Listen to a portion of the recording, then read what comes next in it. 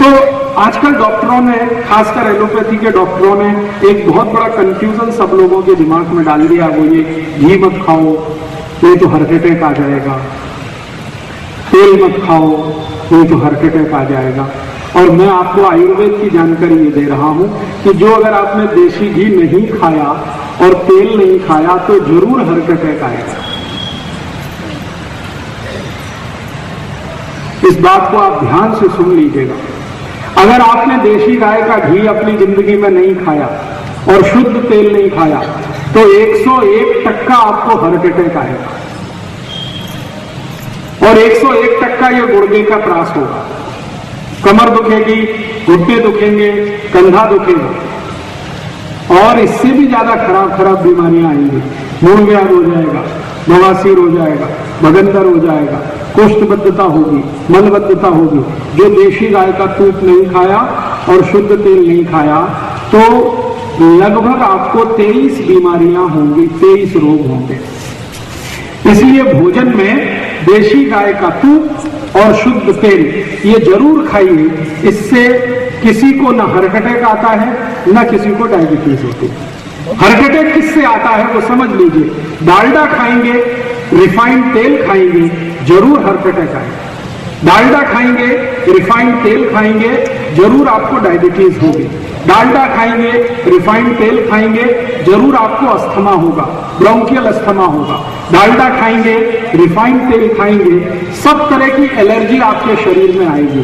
तो ये तकलीफ जो है वो डालडा से है, रिफाइंड ऑयल से है, देशी घी से कोई तकलीफ कभी किसी को नहीं हुई। हाँ, भैंस का भी नहीं। भैंस और जर्सी एक ही है। आप जरा सोचो, भगवान कृष्ण ने भैंस क्यों नहीं पाली? सोचो ना आप इस बात। भगवान कृष्ण के घर में 7 लाख गाय थी, एक मशी तो रख सकते थे। जिस घर में 7 लाख गाय, एक भैंस तो पाल ही सकते थे, नहीं रखते थे। राम जी के घर में भी कभी गाय थी, मशी कभी नहीं आई। राम जी के पिताजी दशरथ, उन्होंने भी गाय पाली, कभी मशी नहीं पाली। दशरथ जी के वंश में एक दिलीप राजा हुए, वो तो गाय के लिए इतने मशहूर थे कि गाय की जान बचाने के लिए अपना शरीर उन्होंने दान कर दिया।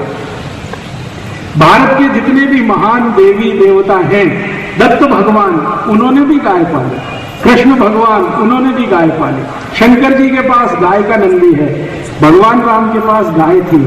मशी और भैंस सिर्फ यमराज ने पाली। और आप जान लो, यमराज मृत्यु के देवता। तो मशी का घी खाओ और दूध पियो, जल्दी से यमराज के पास जाओ। ज्यादा से ज्यादा तो फ्रेश दूध मिलता है। हाँ, तो मशी का दूध आप अपने लिए मत लाओ। मेरी आपसे पहले भी विनती थी, मशी का दूध बंबई को पिलाओ, आप मत पियो।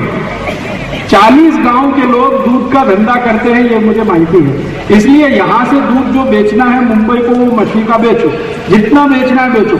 अपने लिए दूध अगर लाना है तो देशी गाय का लाओ। और आप 10 मशी पाल सकते हो, एक गाय तो पाल ही सकते हो ना अपने लिए। तो अपने लिए दूध लाना है तो देशी गाय का लाओ। अपने लिए दही लाना है तो देशी गाय के दूध का बनाओ। अपने लिए तूप लाना है तो देशी गाय का दही बना के, दही का ताक बना के, ताक में से मक्खन निकाल के, मक्खन को गर्म करके ऐसे तूप बनाओ, वो तूप खाओ। इस तूप से कभी भी आपको डायबिटीज नहीं होगी, आर्थराइटिस नहीं होगी, हार्ट अटैक नहीं आएगा, अस्थमा नहीं होगा, एलर्जी नहीं होगी, जिंदगी में बहुत सारे रोग अपने आप से। तो डायबिटीज है, इसका मतलब आप समझ लो कोलेस्ट्रॉल बढ़ा है।